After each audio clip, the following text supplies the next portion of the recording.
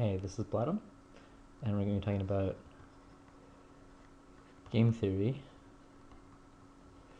discussion part 4.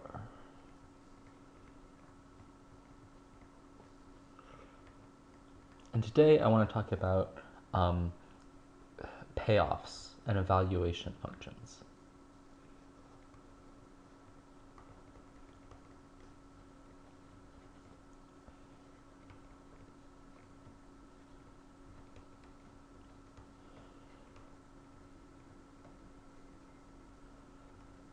So in the past, when we talked about the payoffs, usually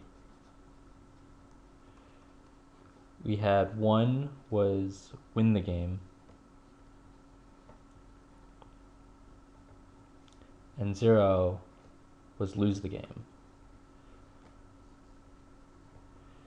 And the interpretation we have is that winning the game is the same as winning the game with probability 1, and losing the game is the same as winning the game with probability 0.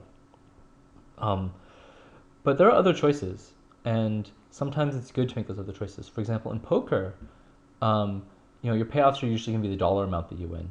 And then there's some weird situations where we don't really know what the payoff should be. I mean, we can't give an intuitive interpretation of what payoffs are, but it seems like empirically this choice of payoff is useful.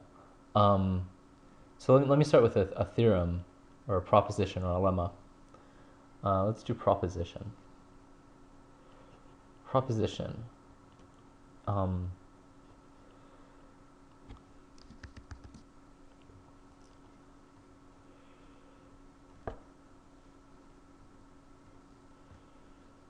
you want to say strategies? I want to say equilibrium strategies. Equilibrium strategies are invariant under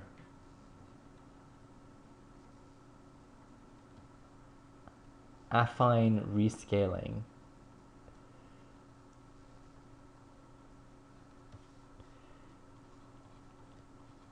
of payoffs. So what does this mean? So an affine rescaling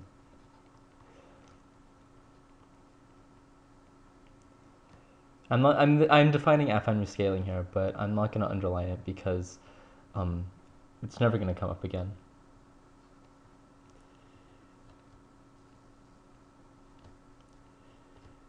Is just it's a way to modify values. It's x goes to ax plus b, so it's like a linear rescaling. For example, so you fix a and b here.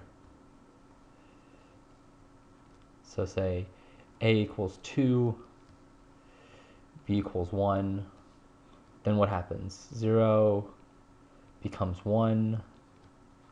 1 is double and add 1, so it becomes 3. 2 becomes 5, etc. So you see, so you're just shifting all the values in this way. So this is a proposition, so of course we have to ask why. Again, you can pause your video and think about it if you want. So, all right, I'm going to tell you why, and it's going to be in 2 steps.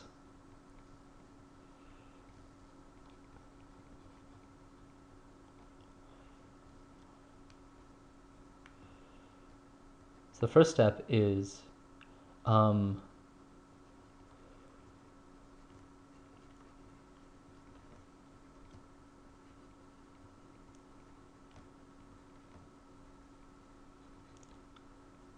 there are 2 numbers we care about, right?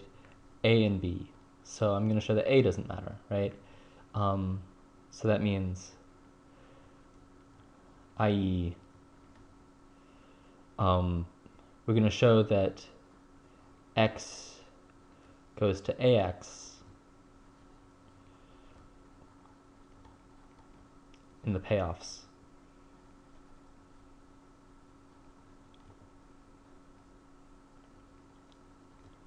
doesn't change equilibrium strategies. So the reason this is true is because think about changing the currency of your payoff. So think about, say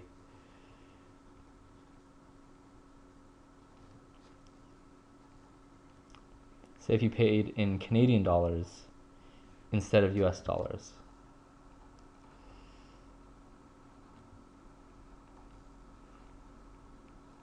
Would this change your strategy, your equilibrium strategy?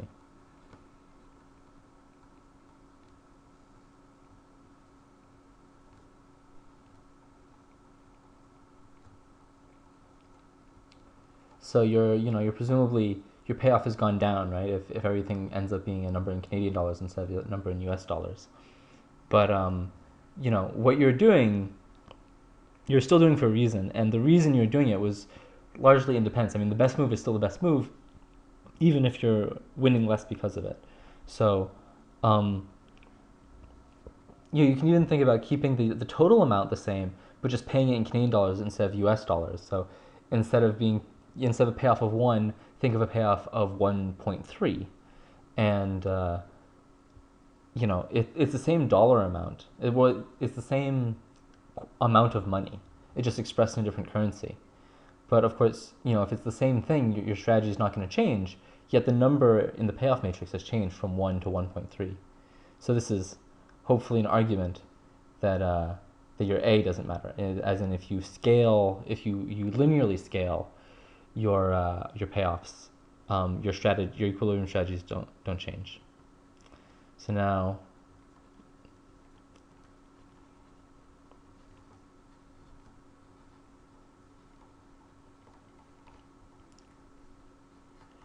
we show that B doesn't matter, right? So what we're doing i.e. x goes to x plus b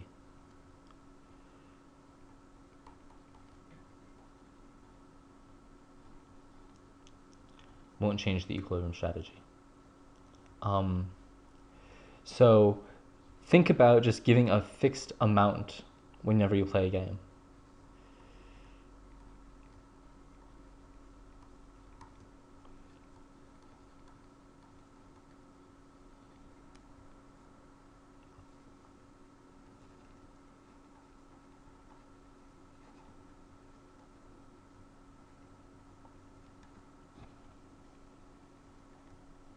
So think about getting a fixed amount just to play the game.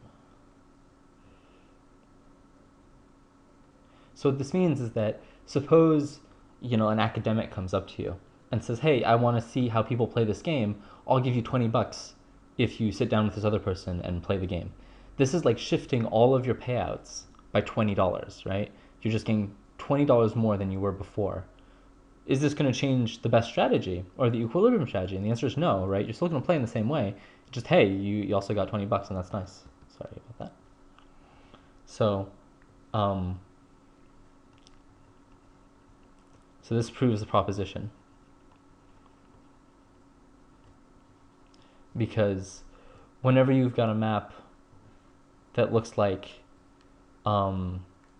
x goes to ax plus b, well, what you can do is you can first do x goes to ax, and then you can go ax goes to ax plus b. So you can do these two steps. You can first scale it like this, and then you can add whatever b was to it. And you show that both of these steps individually don't change your strategy. So of course, when you do one and then the other, your strategy is still staying the same. So okay, you don't believe me. That's fine. Let's do an example.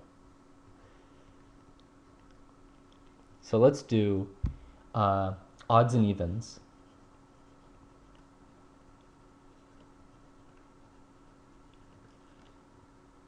But normally we did payoff 0 and 1, right? 1 if you win the game, 0 if you lose the game. So let's do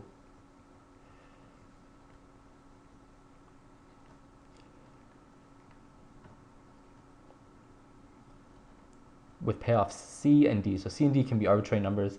If variables are a little bit, if you and variables are not the best of friends, just pick two random numbers. Pick C is 17 and D is 40, and see what happens. So we'll do the same thing. We'll say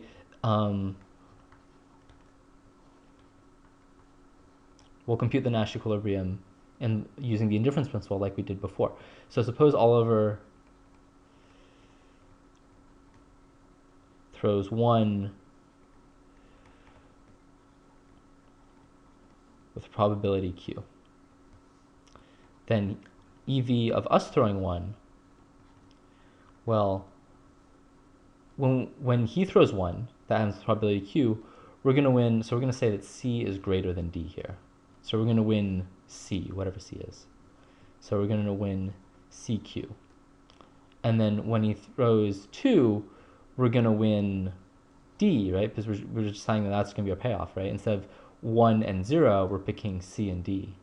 And this ends with probability 1 minus Q. And similarly, EV of 2 is DQ plus C times 1 minus Q. So I guess instead of picking 17 and 40, you'd have to pick 40 and 17. Okay, now we solve for Q. And the hope is that Q is going to come out to be 1/2, just like it was before. So we equate the two. So the indifference principle says EV of throwing 1 has to be the same as EV of throwing 2 at equilibrium. So that means that CQ plus D times 1 minus Q is equal to DQ plus C times 1 minus Q. All right, let's rearrange this a little bit. We have C minus D Q. So here I'm taking this term and moving it to this side. So I'm just subtracting DQ from both sides and grouping. And I'm going to subtract D times 1 minus Q to both sides. So you get C minus D times 1 minus Q. And hey, guess what? These cancel out. They don't matter at all. And so you still get Q is 1/2. So this is perhaps a little bit surprising if you didn't buy my proof of the proposition. So maybe you can take this as the proof. I mean, this is of course not actually a proof, but I guess neither was the thing I said before. But maybe this is enough evidence to convince you that what I'm saying is true. That if you do an affine rescaling of the payoffs, the equilibrium strategy doesn't change. So this is true. So why does this matter?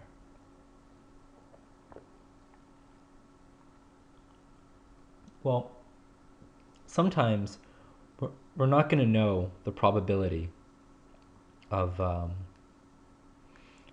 some move winning the game.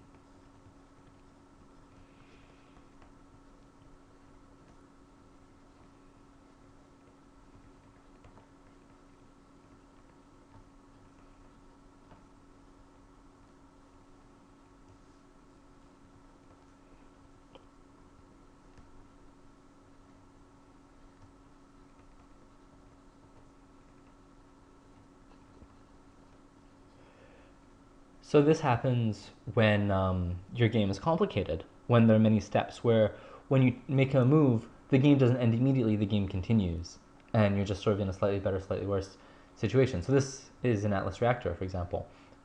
Suppose you guess where they dashed correctly and you get the kill. Do you know how likely you are now to win the game as opposed to how likely you were if you had missed? I mean, no, probably not. I mean, you're better off, but how much better off? And you don't really know. And so sometimes you're just not going to know the probability. And that means that you're going to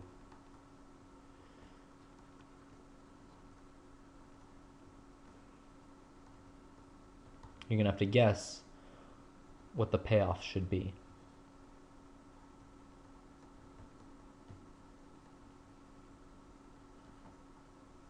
And there's one really big, striking example of this in my mind.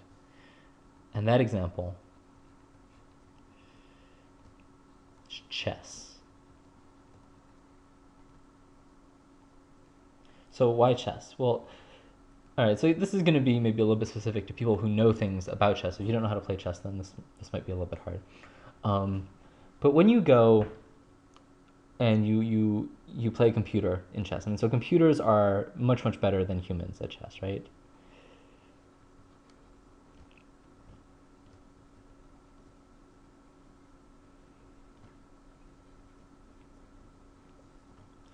But when you put a position into a computer,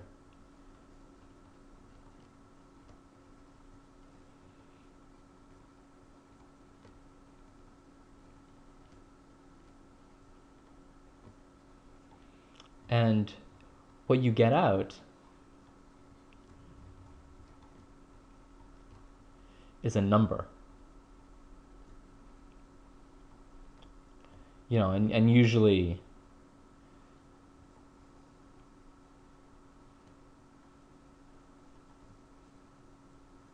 that number is, say, between -5 and 5.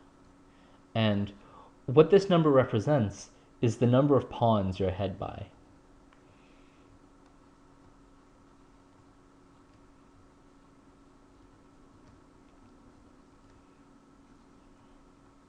The number of pawns white is ahead by.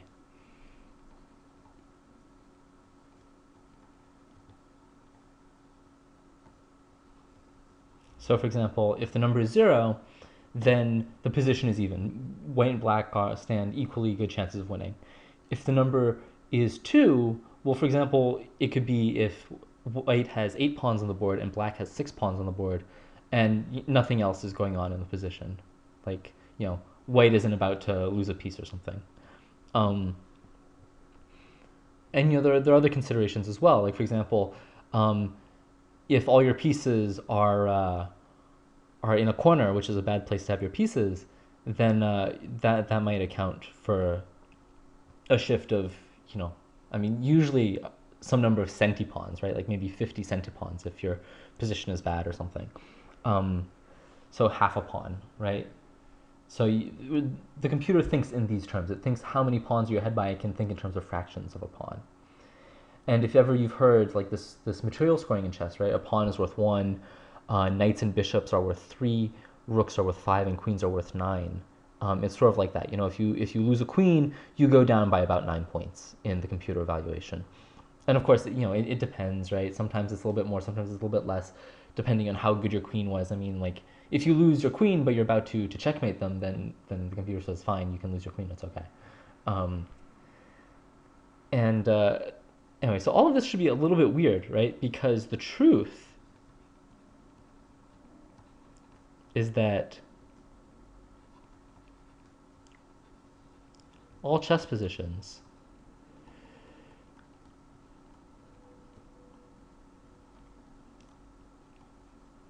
are one of three things. Either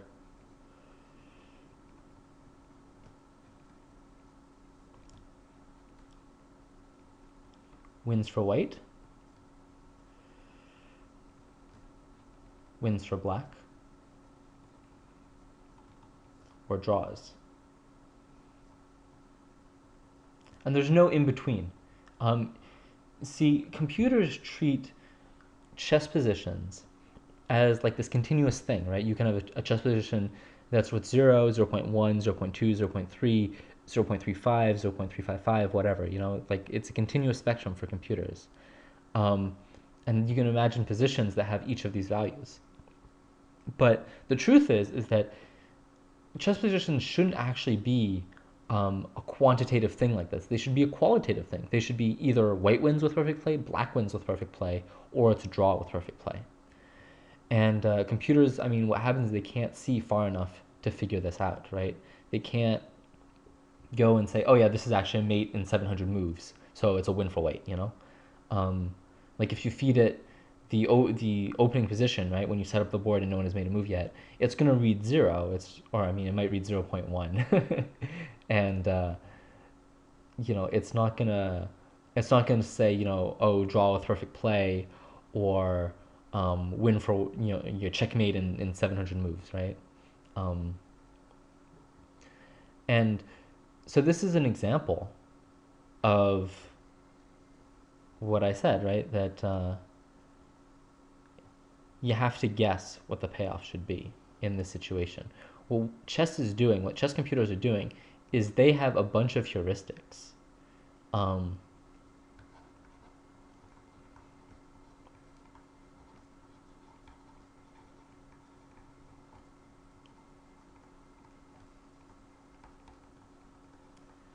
um, that evaluate positions.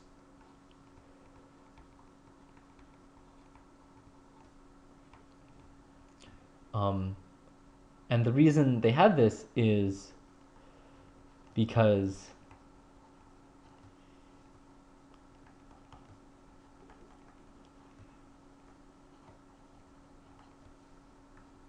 they can't figure out the exact payoffs of each move. They don't know, in truth, how good e4 is as a starting move. They don't know, who knows, maybe e4 turns a guaranteed white win into a draw, and maybe d4 is the move you want to play. I mean, maybe not, but maybe so. And so, in general, when you have a very complicated game where the game doesn't end after just one step, to figure out payoffs, you have to use heuristics. And so one thing that it helps to know when you're making these heuristics is that you can do an affine rescaling of your payoffs. Like we said, you can shift all of your payoffs up or down however you want, as long as you shift all of them by the same amount. And you can also like double or triple them however you want, as long as you double or triple all of them at the same time. And these are never going to change your equilibrium strategies. So, I mean, that means that they're relatively harmless things to do. Um, and this helps because it gives you a flexibility in figuring out your heuristics, the heuristic payoffs you want to give. Because maybe there are some sets of payoffs that make more sense to you than others that, just they sit better with you. For whatever reason, you think they're more accurate. Because ultimately, when you come up with payoffs in complicated games, you're going to have to guess at some point. And this freedom in this rescaling gives you more ways to guess, and some of the ways might be, might lead to better guesses than others. So that's what I want to talk about. I want to talk about payoff functions and what you do when you don't actually know the payoffs. So you have to guess. A good example are chess computers, and there's a proposition that says that you can affinely rescale your payoffs and not change the equilibrium strategy.